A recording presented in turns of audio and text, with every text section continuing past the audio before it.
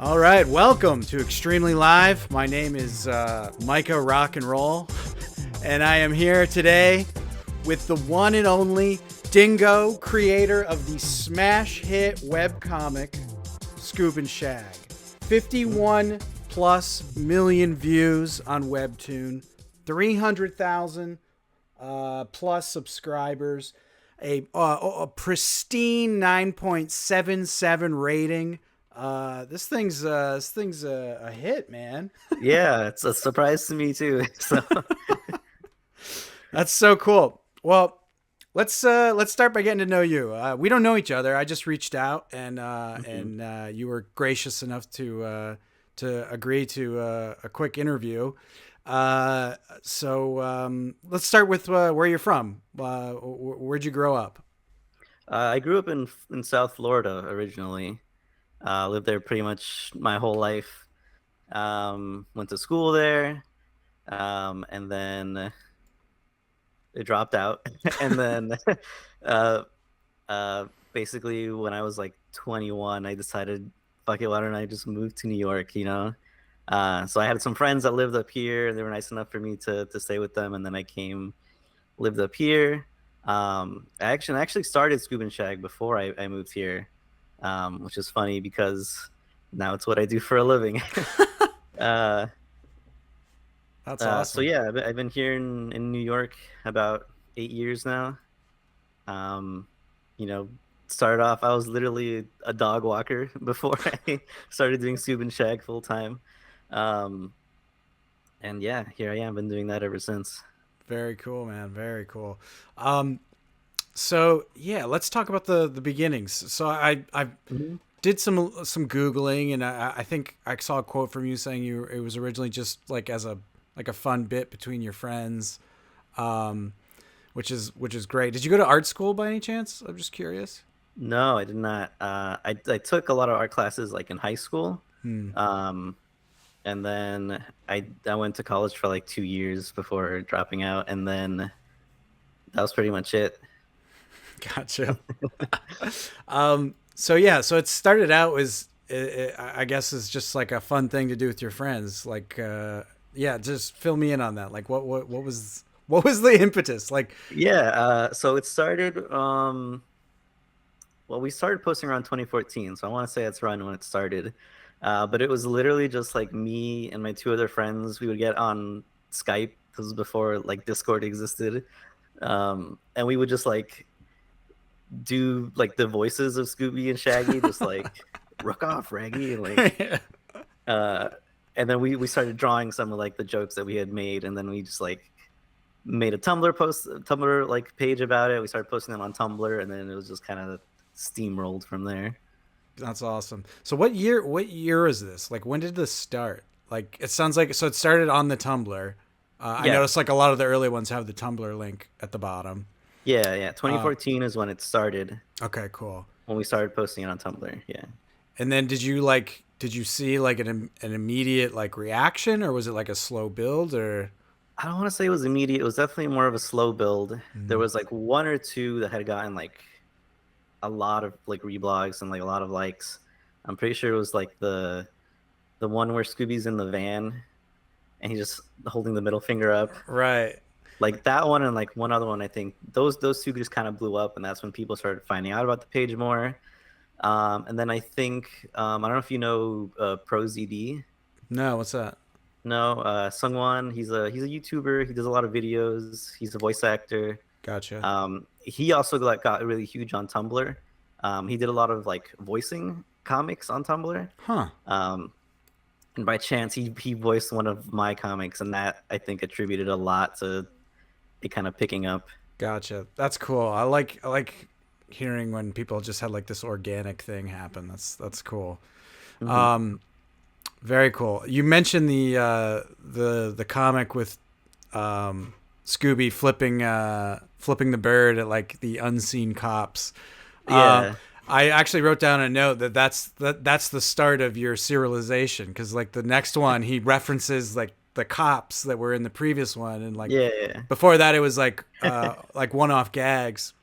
So I guess that leads me to my next question. Like, it started off. There was about I think 17 of them are just Mm. initially just like set up punchline, kind of surrealist gags, I would say, Yeah. and then you started introducing more cartoon characters and like making it more of a serialized story.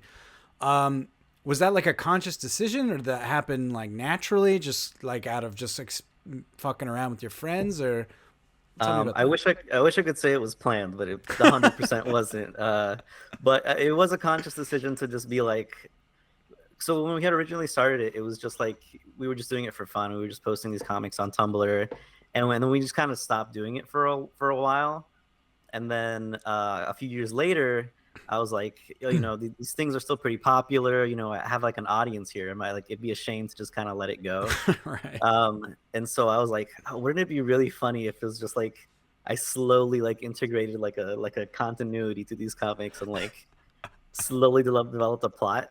Um, and that was pretty much it. It was just like, I don't know, it would be funny if I just did this. That's great. Yeah, it does feel like you do a good job of like turning it into a story, but it does feel reverse engineered in a funny way. Yeah. Like a lot of the punchlines in the early ones is Scoob just like picks up a gun out of nowhere, and it's like he's vaguely threatening people with this gun, and then that becomes like part of his ballyhoo, Yeah. like later on, which is your version of like I don't know, like Dragon Ball Z powers or Naruto Hmm. or what's the other one? JoJo's Bizarre Adventure, like Yeah. that sort of stuff. That's great. That's really really cool because you're very good at like. That's the other thing I've noticed as I was rereading. You're really good at like planting the seed of like the changes that are about to come. Like that's what makes me wonder. I'm like, how much? Like, are you like thinking of like three strips at a time, and then like making three like the story for three strips at a time, so that you're kind of planting the seed for what's coming up? Or are you just naturally like, I'm going to vaguely hint at like that there's going to be fights, and then the next one there's like full on manga anime fights? Or Yeah. I get this question a lot on whether or not like a lot of it is pre-planned. And I want to say it's a mix of both. There's kind of a general plot that I do have like planned out, but I like to kind of wing it a lot and sort of make mm, stuff up on like on the spot.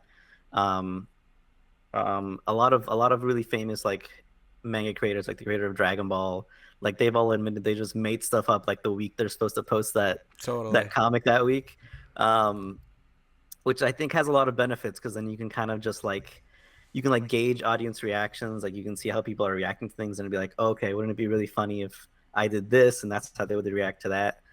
So it gives me a lot of freedom to kind of like bend the story around. Um, but as far as planning things, yeah, like I do have like an idea of where things are gonna go at least. Cool.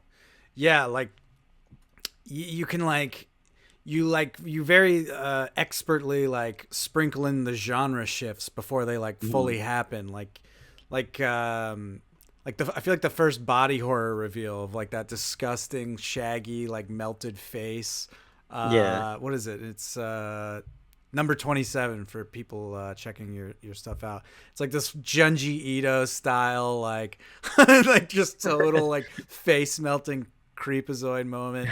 But like you like sort of we're shifting into horror like three or four comics before then, like slowly but surely. Like it's like, oh, we're entering a haunted house, but like it's still like silly and like comedy like, but you're just very good at like slowly setting the tone and then like making this big shift that you don't see coming, but then you kind of realize it was coming the whole time in a weird way. Like even though it's like not fully planned out, it's like you're telegraphing it in a very Yeah. good way.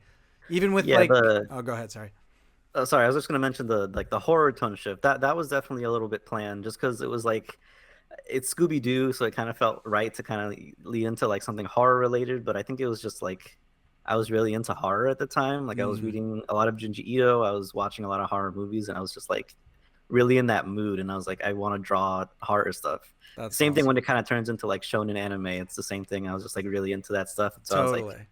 that's what I want to draw right now. So that's what I'm gonna do. That's great. Yeah, like that's the other moment I wrote down as like this cool kind of precursor shift. You have like, it's like what is it? It's Mickey and Kermit and Shaggy are they what is his name? Barney Rubble. He Yeah. Mhm. like he turns into the big monster, and then there's like the first like action panel of like an explosion, and then there's like what I'm assuming is like a Akira reference of them The like Akira slide, slide, yeah. yeah, the Akira slide, and I'm like, okay, here we go. Now we're shifting into manga. Yeah, it's just very well done and really really impressive, and I want to compliment you on that. It's just Thank you. like, yeah,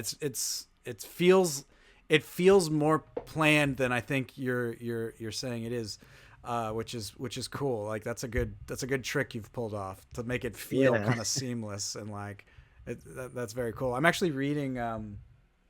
I just finished the book by, I can't remember his name, but it's the JoJo's Bizarre Adventure guy. He wrote a basically how to write manga book, and Oh yeah, yeah. it's I've read like a little bit about it, and I've been wanting to read it. it's pretty good. There's some good advice in there for just getting people excited and interested. And a lot Mm, of he says a lot of what you're saying. Like he admits he kind of has a vague idea of the ending and then just makes it up as he goes. right. Um, he talks a lot about just like doing whatever he's interested in, but also like you're saying, you're kind of gauging the audience reaction and then going from there. And I guess in those shonen jumps they have like review cards or something that they go Mm, out with all of them, so like the writer or the readers can like say what they liked, and they react off of those and like yeah. like just go with what the audience is like into basically. So it's smart. Yeah. You're basically a mangaka, as they say. I mean, yeah, that's pretty much what it is, and I think the internet as well makes it like a huge difference because I can literally just like read the comments and see what people are saying, and just get that feedback like instantly, you that's know? that's really smart. That's really really smart. That's very cool. I wrote down a bunch of stuff. The powerful Shaggy meme, like that became like a whole thing. Were you feeding into that? Did you inspire that? Like what was that? Like, cause I didn't start it. I remember when it kind of blew up, and it was around the same time like I was making the comic. yeah, it was Um, like it must be a zeitgeist thing. Like, Yeah, like it wasn't even my intention when I made like the blue like the cyan Shaggy, mm, like when he got that power up. Like it wasn't even like I wasn't even thinking of Ultra Instinct Shaggy when that happened. mm. It was just kind of felt like what I wanted to do in the story, and all this stuff was just kind of happening at the same time. And so like when I started posting it, all the comments were just like, "Oh my God, Ultra Instinct Shaggy, Ultra Instinct Shaggy." That's so funny. I feel like those memes in your comic, like there's like a direct line from that to like that Nickelodeon fighting game with like a Super Yes, Saiyan style Shaggy. You know what I mean? Like yeah. you've like influenced the culture in this weird way. That's Yeah, I would think. Yeah, I remember seeing the trailer for that game and thinking like, oh man, it would have been really cool if like I had some kind of like little influence on the people that like you know you made did. that. You know you did. You think so? I don't I know. think so. Oh, for sure. For sure. Like it feels like a direct like inspiration for sure. Um Maybe if they put like a skin in the game with my yeah. version of Shaggy, then I'll believe it. With one arm and glowing Yeah, blue. exactly. Yeah, that's hilarious. So that's cool. So you started on Tumblr. You had a few like big viral moments where like big people were kind of sharing it and riffing on your stuff. Um, did you? How early on did you move to Webtoon? Is that like your main vehicle for it now? Yeah, when I started, I think doing Scoob and Shag, I want to say like before I started doing it like full time. Um, I moved to Webtoon because one, it just seemed like the platform was really kind of like blowing up at the time, and two, they had like a system in place for like getting ad revenue and stuff like that. So Oh, that's you cool. know, when I was posting it on Tumblr, I was basically just posting it for free, not really Yeah. making anything off of it. But now with Webtoons, you know, they have that direct connection with Patreon also, and like, Mm, and with the ad revenue, it was much better for like getting like a platform to kind of lift off and make it like a like a living off of it. That's cool. What year did you switch? Do you know? I don't remember Vaguely. exactly. I want to say like 20, 2017, 2018, maybe Okay, around cool. there. I feel like I became aware of Webtoon probably a couple years after that. I didn't really know about it until later on. I don't know what it must be that I think I saw ads for it on Instagram or something. Yeah, I Um, remember when I first joined it, I just saw a lot of other creators, like other webcomic creators also posting on there. And like I just thought it was just like a popular like website at the time. And now they have like billboards and like advertisements all over New York and stuff, which is yeah, pretty and what's that? crazy. Lore Olympus is like some crazy. It's like super Yeah. popular, I guess. It's pretty interesting. Yeah, it is a kind of a cool platform. I see a lot of people like talking about it on like YouTube, and everyone's like butthurt about certain stuff about it, I guess. But like, still, it's pretty cool that you can like get an audience there. Yeah. Um, so let's go back a little bit. You're talking about like making comics with your friends.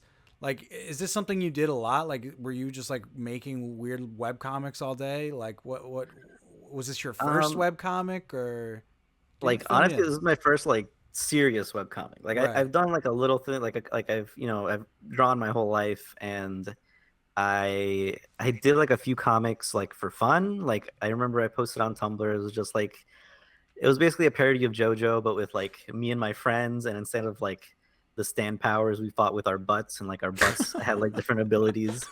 And it was really stupid and really short lived. But I think like that kind of like did play into like sort of like inspiring my idea with Scoob and Shag.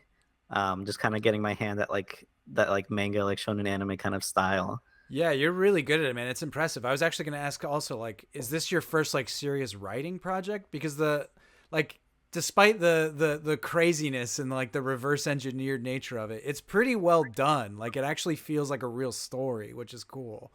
And Yeah, I it feels mean, like you're a real fan of like shonen and manga in general. Like, you're aware of the tropes and can like mess with them in a cool way. yeah, I mean, I never considered myself a writer like before this, like at all. I was just considering myself an artist. Um, but I mean, a lot of the story of Scoob and Shag is just like inspiration from like stuff I like, just other anime, movies, and books and stuff like that. And it's just like yeah, I don't know how else to describe it other than that it's just like a lot of things that I like. It's Yeah, just I'm just trying to have fun and write something that I like that I would like to read. totally. Um, So yeah, I never considered myself a writer before this, and then up until recently, I was like, yeah, you know what, I am a writer. You definitely are. Like, it's cool the way you take these established characters and you're kind of giving them new personalities. Like the people, the way we know them is like they're acting, Right. but we're seeing the real them, quote unquote, and they all have like these very unique, distinct personalities that definitely is I can imagine not easy to do. Um, yeah, it's very very cool. Like you're just very good at it, man. Like Yeah, thanks. I mean, I feel like that whole idea of that like, you don't really know who they are like behind the camera, quote hmm unquote, is like it gives a lot to play with because I can just make the character like the polar opposite of how they are on their show. Um, or I can make them exactly how they are on their show, and it kind of just like I don't know, it gives a lot of freedom to kind of make the characters my own. Yeah, totally. Like they do feel like your characters. Like Hmm. I understand, like that I'm having like there's like kind of like an instant familiarity obviously because they're just like all like You're right. iconic cartoon characters, but Hmm. like I identify them as your like characters in this story, which is cool. It's a good trick you've pulled off. Yeah. Very cool. So eventually it looks like you brought on other people to help with the drawing. That's pretty cool. I've never seen that before. Um, Yeah. So I started the comic actually with two of my other friends, Jen, who's a good friend of mine. We do like conventions and stuff together. Um, she I eventually brought her on to do a lot of like the coloring and the like editing for the comic, just to kind of help speed up the process a little bit. Because I was doing everything by myself, and so bringing her on board definitely like um, help pick up the pace, but also having someone to work with helps a lot Yeah, to bounce like totally. ideas off of, or like someone who can tell me, hey, this looks weird, you should change this, or like you should edit this a little bit. And I was like, oh, okay. It was good to have like that feedback, but also someone to like, I don't know, be in this with me. Totally. Yeah, it is helpful to have someone kind of keep you excited about it, or like honest with your time with it or something. Like Yeah. it's hard to stay motivated alone, that's for sure.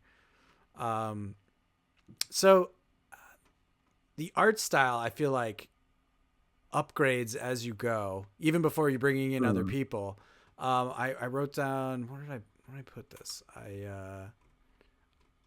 I said, oh yeah, here we go. Number 51, your true power level as an artist is revealed in panel 10. Your art is good in the beginning, like straight off, like it's very iconic, but it definitely feels like you're drawing very fast, like you're like just kind of Mm. throwing it out there without thinking about it, and then all of a sudden you get to here, and it's like the lines have like this awesome like crispness to them, and almost like they're carved kind of with like these sharp Mm. edges, and just looks really really cool. And just like the shading on the jaw here is cool, like just has this awesome feeling. um I guess my question is, like, were you capable of this from the beginning, you just didn't have time, or did your skills like upgrade that much by doing 51 Uh, comics? I want to say it's a little of both. I definitely like I've gotten comments where people are like, "Wow, I didn't know like he learned to draw from doing Scoob and Shag." I'm like, I've known to draw the whole time. It's just like the original couple of comics were bad like on purpose. Like it was Right. literally like me trying to make it look dumb and silly on purpose. Totally. And Um, that's not to say I thought they were bad. Like, I could tell you have yeah, skill. It's just like, I mean, there's just like a huge difference between that first one of like Scoob puking on himself to yeah. this. So yeah, it's I definitely had a lot of experience beforehand, but also doing this comic has taught me so much. Like Yeah. having to draw panels, so like 20 panels at a time, has definitely made me like faster at drawing, but also learn like shortcuts and like Mm, learn a lot about like paneling and like even like anatomy, doing line art and stuff like that. totally. Yeah. I also draw. And that's part of why I wanted to talk to you, is I just wanted to kind of get to know your process and stuff, because Hmm. it's interesting to me. And I started, once you sit down to like try and make a comic, you realize you only know what you've been, drawing up to that point. And it's like, oh, now that I have to Hmm. draw a living room, I've never drawn a living room before. You know what I mean? Yeah, that's kind of the fun part about it, is that you get Yeah, to like experiment. Like it's like I try to challenge myself by being like, oh, I have to draw this thing I've never drawn before, but now's the time to learn how to draw it. totally. Yeah, it is like a cool process. Like, and the reason why I was asking like upgrade of skills, because it does feel like from the I've been like messing around with like one or two pager comics, and like Hmm. by the time I got to the last panel, I like wanted to redraw the first panel, because I kind of like got more of a feel for the characters of how I wanted Right. them to look. Like, it's just, it's wild how improvement, once you force yourself to do something, you're kind of, you force yourself to improve in a weird way. Yeah, and I mean, obviously my style has changed a lot. Like even looking back at this, like my style I feel now is completely different. And Mm, that's the thing. It's like I feel like it's a constantly evolving kind of thing. And totally. doing this has let me like experiment with different styles. So like I've even been considering in like a couple like upcoming episodes to kind of change the style a little bit. So You do shift styles a lot, in like in a fun way, like kind of like how like even in manga, how like, it'll be like a seriously drawn action thing, and then they'll like someone will mhm. be silly, and all of a sudden they'll be like a weird cartoon version of themselves. Yeah. Like it kind of has that feel of like you experimenting and having fun, and just changing shit up as you go. Yeah, Like that's really the whole point, is to just kind of experiment and do something different to keep it fresh. totally. Like, this is your latest one. The style's Hmm. definitely changed yet again. I'm also curious what this is going to be. This is kind of a cool, weird shift. You do these big, shifts I've noticed, like where you bring in like when Shag started working at the, I don't remember what it was called, but basically McDonald's, the McDonald's or Mm. whatever it is. Like suddenly you're introducing these new characters that feel like part of the world is expanded. Like he's living in Brooklyn. Like you do these big, like huge shifts of the story, and then bring it back, or um, like take a break from the action stuff, but then you like incorporate the new stuff back into the main storyline in like a very cool way. So I'm excited to see how you do that with this evil creepy train thing you've got going on here. Yeah, I mean this kind of a little short kind of spin-off moment, and the way you mentioned that part with Shag also in New York, it was just kind of me wanting to kind of ground the comic a little bit more because obviously it's very over the top. It's like very ridiculous at times. So to kind of give it those like kind of grounded moments, I also get a lot of inspiration from like movies. So like the way I panel stuff a lot is kind of how I picture like almost storyboarded if I were to do like a movie. Hmm. Um, so yeah, that's I like doing those like big like setup shots or those like where things kind of just like slow down. You get to like see a lot of the like the daily life kind of stuff just to kind of so when you get to those big ridiculous moments there's kind of like a there's like an up and down, you know. Totally. I like the you had a couple of them where the backgrounds and even the characters were like done in like a really painterly way, like Hmm. with less line art and more just like painting in the with the grayscale or whatever. It looks awesome. Hmm. It's very very cool. Let's see here. What else I gotta ask you? I got all these questions written down here. Um, I already asked you about drawing duties between you and your partner there. Um, I guess like when did you know that like this was a thing you that like had legs and like was exciting? You sort of talked about it where you were like, Hmm. why let this audience go to waste after taking a break? Hmm. Um, like did you like you're saying that you it sounds like this is your main gig, like you don't have a job, like this is your job now. Yeah, this is what I do full time right now. That's awesome. So like Yeah, when you had that realization, like was that in the back of your mind? Did you think that was even possible or I mean, I definitely didn't think I would be doing it full time when I mm, started it, or even when I decided to like continue it. right. Like I said, I mentioned there was a time where we stopped working on it, and I was like, I can't let this audience go to waste. Let me keep going with it. And at that time, it was still just like a hobby. It was still something I was doing for fun Mm, to kind of like build an audience and like keep up people that had become fans at that point. And then yeah, even still, and when I decided to move it to webtoon, when I started to start the Patreon, um it still was just kind of something I was doing on the side while I was doing like other jobs. Like I mentioned, mm. I was dog walking literally before I it got to that point where like the webtoon and the Patreon had gotten I was making enough where I could like quit my dog walking job and just do this full time. That's great. That's very very cool. Yeah, I just noted I noted like there's like a number 86. I wrote Patreon explosion because all of a sudden there's just like 5 minutes of Mhm. scrolling through all these doodles of your Patreon subscribers. That's very cool. Have you heard of value for value? Have you heard of this concept? No, I don't think so. So it started in podcasting, Hmm.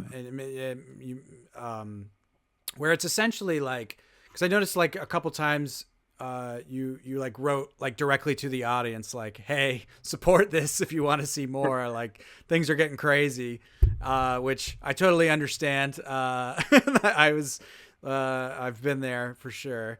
Oh um, yeah.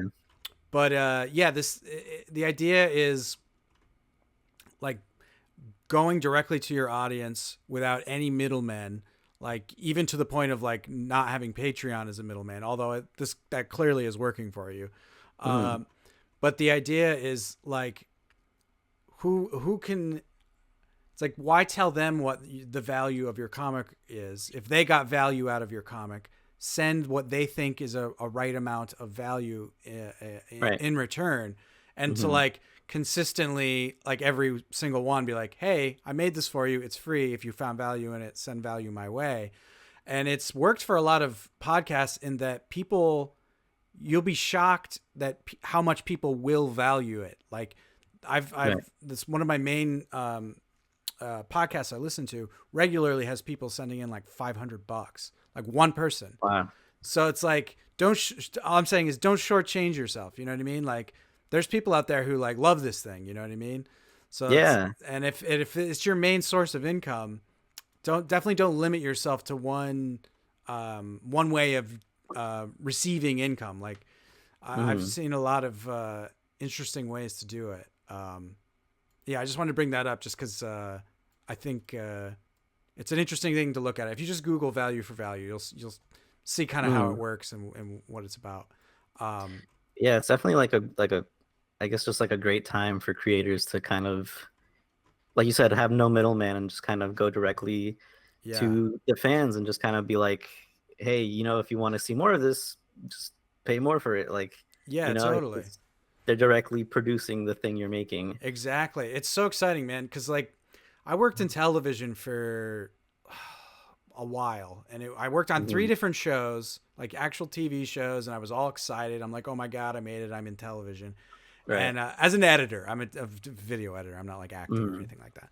But like the experience was miserable, and like the like everything that made me excited made me so depressed afterwards. Like I like just it was such a terrible experience. And the more I see people being able to do stuff independently of like these gatekeeping producer types, the more Right. I want to just like support that and like push people to support that. Like people are so like, you look on social media and everyone like hates everything that's on Netflix and hates all Yeah. this stuff, and it's like, yeah, a lot of it is shit. So like why don't you like look at stuff like Scoob and Shag, and if you like it, like give that guy some fucking money so he's Yeah. encouraged to do more. Like I was gonna say that too. It's like people pay like, 10, $15 a month for like Netflix or Hulu or Amazon to like never scroll watch through it. like 200 series and not watch anything, when you could just like directly pay for what you want by just like looking for it online. Totally. Like, and there's so many examples of that, of just awesome stuff that people are making. And I just want to encourage people to support those people. Like we should be building an entire like independent and like music, movies, cartoons, fucking comic books, like everything. Like let's Hmm. make our own shit and have these audiences support us. Like it's the most important thing to me. Like you just you don't realize how much better that is. Like everyone like kind of wants to have a TV show or like their own thing, but it's like, no, dude. Like the direct feedback from that audience, like being able to have like an actual relationship with the Right. people who actually give a shit about you is the most important thing, I think. Like, Yeah. Or even like making something like say a TV show isn't something you can do by yourself. Like you need to find yeah, other people that can also do that kind of stuff, yeah, or like be part of a team, and that you can find all of that like online. totally. It's Like I think that's coming. Like I could see like an indie TV movement coming. Like it's mm, so much easier now to make this stuff. It's just like from my knowledge as like an editor, like it's not as hard as you think, and I think people forgive a lot of like sloppiness when they know that it's coming from just like a group of people. And if yeah. if the story is good, if like the thing is cool, like they will support. I mean, like you're a living example of that. Like you've made this super weird thing that would have obviously been like allowed to exist by like some company. Like Image Comics isn't going to pay you to make that or whatever, like or Marvel or DC or any of them, because it's like you're straight up like just remixing other people's IPs and shit. But like the fact that the because you're doing it yourself, it created this thing that people can get into and I'm losing my train of thought here, but like you're just doing Right. it. You're doing it without that whole system behind you. Yeah, like it would have been impossible to do this if I had gone through like any kind of like label or like Totally. company. That's because it would just be a copyright nightmare. yeah, totally. So I see like at the end, a lot of your comics, you write like, oh, see you at such and such fest and Mhm. all that. How is that experience doing the conventions for you? Oh, I love doing conventions. They're Yeah. it's so much fun. Yeah, yeah. It's such a huge difference getting like feedback from like comments because you see like hundreds of them and you're just like you kind of get used to seeing them after a while, but it's such a huge difference to actually like face to face meet people and like tell you like, "Oh my God, I love your work" and stuff like that. And same for like for me, like I get to go to these conventions and meet other artists that I'm a fan of that are like and buy like their merch and art and stuff. It like I love going to the conventions just because I like going to conventions. Like it's just like such a cool way to find like other artists and like find cool stuff you wouldn't have seen before. Um, like if you like didn't find it online. But yeah, it's been a lot of fun. I go to New York Comic Con and Anime NYC every year now. Nice. I already signed up to do New York Comic Con again this year, so That's it's cool. been a blast. Very, very cool. Do you know Cartoonist Kayfabe? It's a YouTube channel. The Uh, name sounds familiar. it's really good. It's they like they cover just comic books in general, like Western and manga, and Mhm.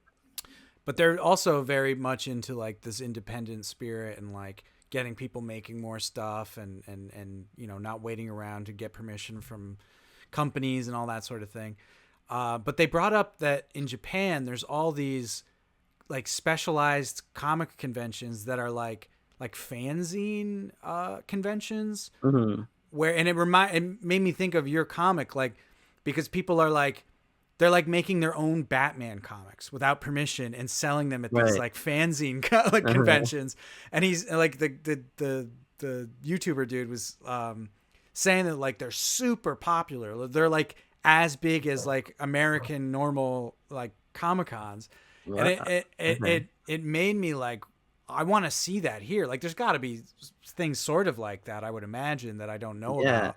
I But mean, I've like heard of like fanzine conventions before, but I had no idea they were like that huge. they're apparently insane in Japan. Like really really big. Like huge. Like he was saying they're like airplane hangar size buildings filled Wow. with like because like there's the comic culture there is insane obviously Right. like way more like normies are reading manga on the train whereas here it's like only like manga nerds like you and I are reading manga on the train. You know what I mean?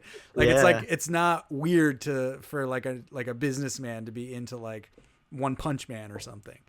Right. Um, Well, I think that's starting to happen here, where I feel like anime Me manga is too. becoming a lot more like normalized than it was before, but it's still kind of just like that surface Yes. level kind of like Yes. Naruto, Yeah, Dragon totally. Ball, and One Piece kind of stuff. Yeah, totally. Um, But it does give me hope that like people are finally like starting to like be in like normal people are starting to be into these kind of more niche forms of entertainment. Like I'm yeah. convinced that like not just manga.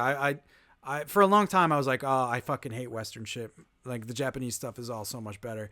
Now I'm Hmm. like, I have one foot in both worlds, and I really like a lot of not the superhero stuff. I can never get into the Yeah, superhero same. shit. Same. I feel like a lot of the Western stuff I've found is from like indie creators and stuff like that, not so Yes, much from like Marvel or DC or anything like that. I think it's the storytelling, man. Like the stories feel Hmm. like they're for children. Like they feel like for like just in a way I'm just not into.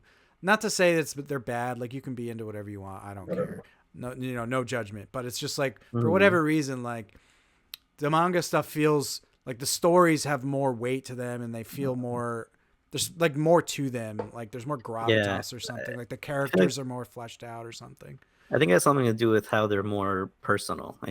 Yeah, I feel like a lot of those mangas, there's like one guy who's really like the totally. creator, the guy working on it, Yeah, and they have other people obviously like working with them, but it's still their like baby. It's still their like totally, project, Whereas a totally. lot of I feel like Marvel and DC stuff is kind of made by like a team of like the suits, you Yeah, know? yeah, totally. It's a bummer because like a lot of I do like Batman. You know what I mean? Like I think it's Batman's cool, but it's like I don't have any desire to go out and buy the latest Batman comic, which is Right. weird because it's like I know that I just had this feeling like it's not going to be anything I'm super interested in.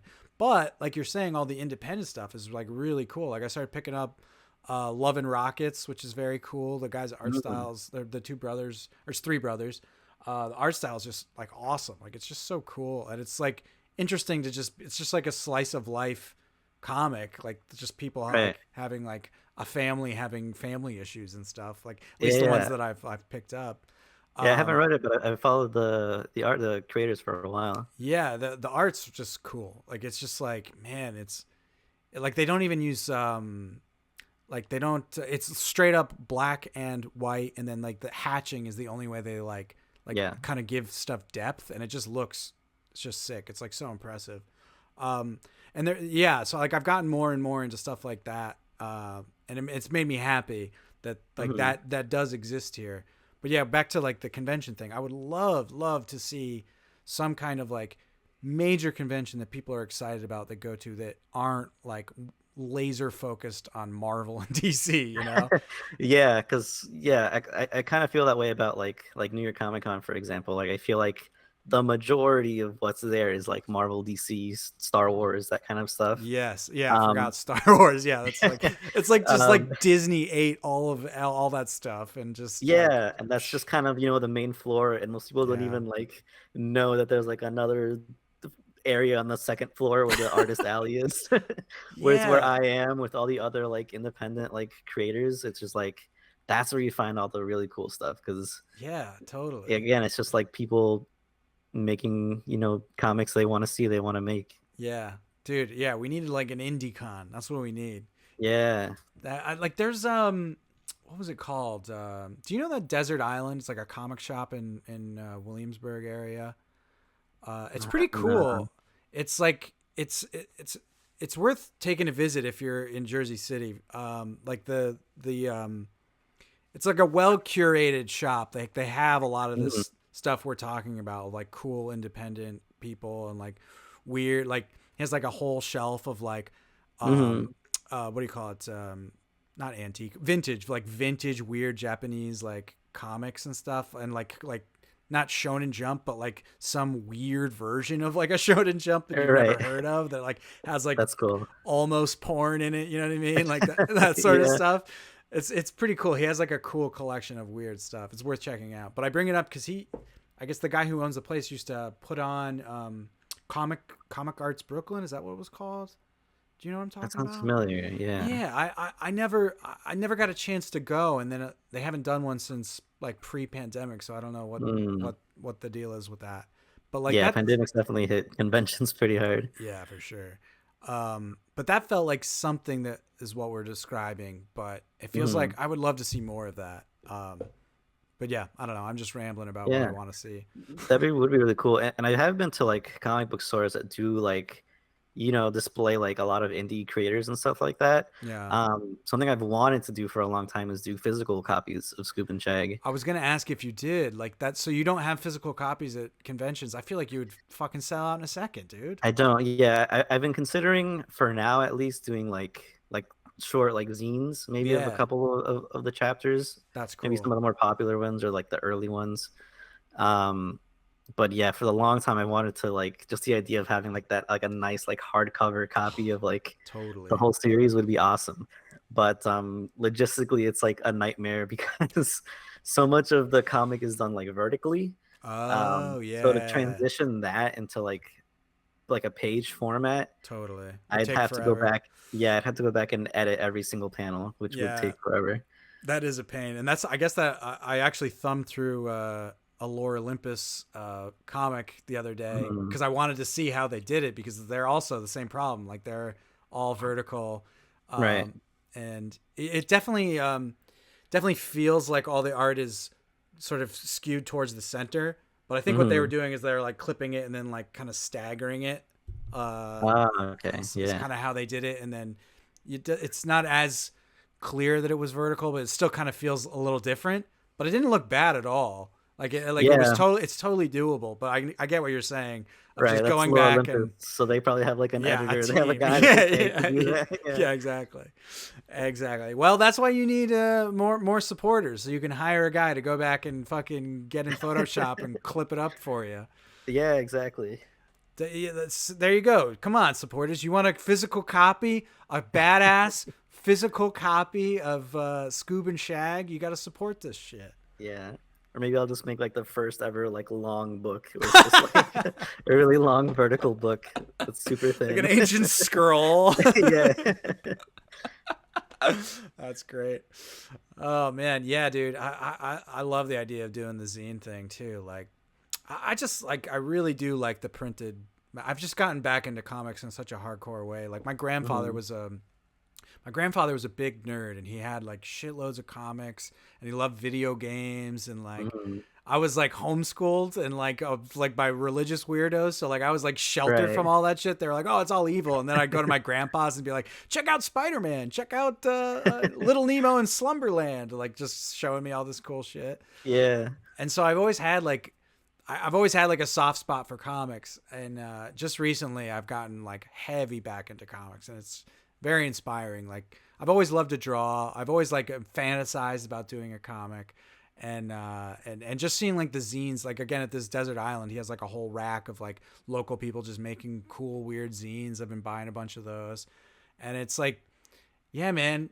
Everyone's got like not everyone, but people have like these crappy printers. Like, why not print out something cool on a, on just like a standard note on standard printer paper and just put it out there. Like it's exciting just to have like a physical thing these days. Yeah, I think I'm definitely gonna maybe do like a small zine or something like that. Just so I feel like it'd be good for people that don't like have no idea what the comic is, and they can just kind of, pan through something really quick and be like, "Oh, okay, I get it."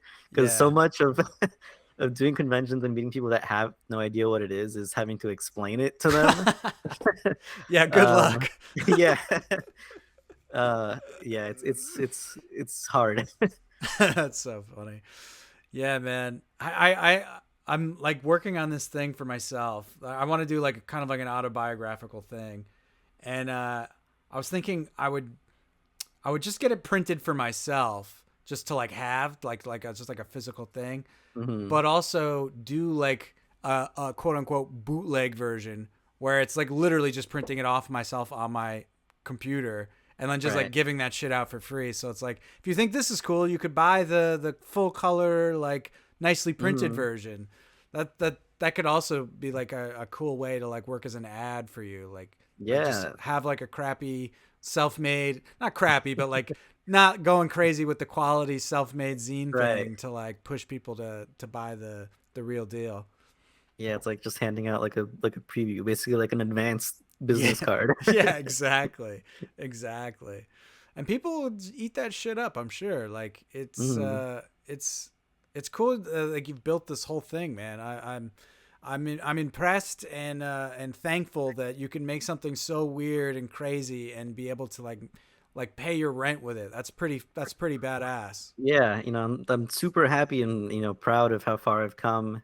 It's incredibly stressful, but at the same time, like I think I wouldn't go back to like dog walking or like working in restaurants ever again. So, Totally. um, Very cool. Well, I guess we should probably wrap up. It's getting a little late here, but yeah, and I always run out of steam after like an hour. I gotta like get my podcasting muscle up or something here.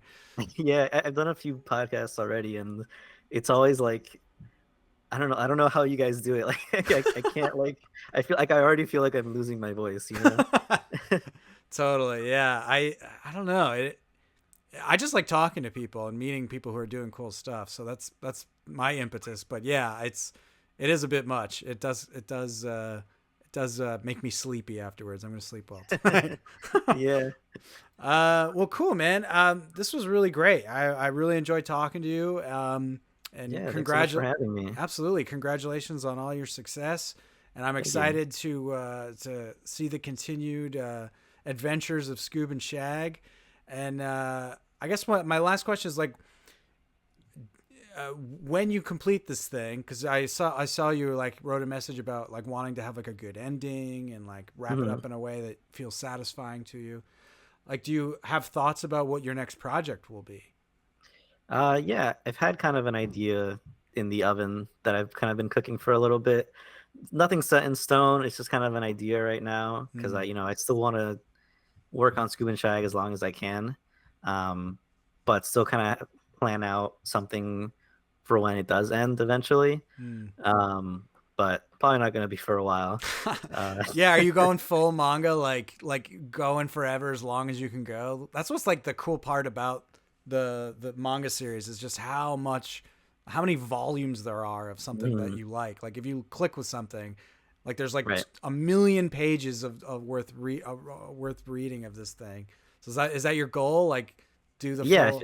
I feel like there's a lot of potential to tell the story in kind of like arcs or like in pieces until it kind of eventually gets to its end naturally. Yeah, But I think there's so much I can still do like before then. very cool. So yeah, I want to keep it going as long as I can, and then like move on to the next thing. Once it starts, it feels like it has to end. And I need to do something else. Totally. Well, I'm along for the ride, man. It's really, really cool, super fun, very funny. Like you have a great sense of humor, and your action Thanks. scenes are excellent. Like it's super fun to watch, just like you go through these different genres, like pretty expertly. Like you should be proud, Thank man. you. You crush it on every level, Thanks. I art, appreciate it. story, and just entertainment value in general. Thanks. That means a lot. I encourage everyone to check out where do you want me to push them? Like scoobandshag.com, webtoon, or Yeah, scoobandshag.com is all my links. Webtoon if you want to read the comic, and then Twitter if you want to hear me talk about random bullshit. yeah, is that underscore Scoob and Shag? Is that what it is? Yeah, underscore Scoob and Shag. Cool. Yeah, check this stuff out. It's really, really cool. Even if you don't like comics, you can get into this. I'm telling you, it stars all these characters you know and love in a fucked up, weird way that is exciting to watch unfold. And we need more people reading comics. We need more people supporting independent people making cool shit. If you are Yeah. sick and tired of crappy Netflix shows, stop paying them money and look at cool independent stuff like Scoob and Shag and pay for that.